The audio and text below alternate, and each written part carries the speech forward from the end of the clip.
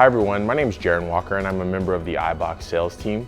My main job duties here at Eibach are wholesale sales, but I also help out on the retail side along with any application or tech questions you may have. In this week's recap, we talk about R&D on the Toyota GR Corolla and Toyota Sequoia, as well as our new rear adjustable camber arms for the GR Supras. Before we get started, we want to say thank you to our now former HR manager, Stephanie. She'll be making the move to the other side of the country, and she'll be surely missed.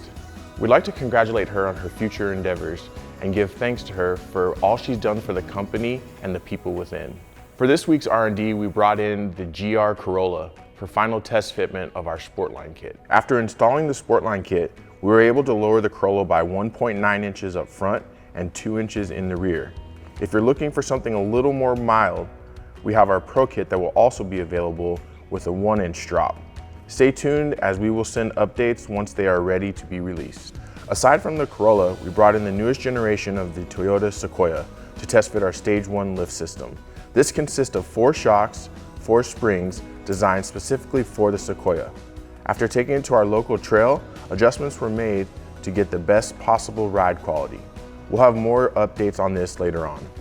If you've got a GR Supra and are looking to adjust the rear camber, our 6061 T6 aerospace grade aluminum camber arms are in stock and ready to ship.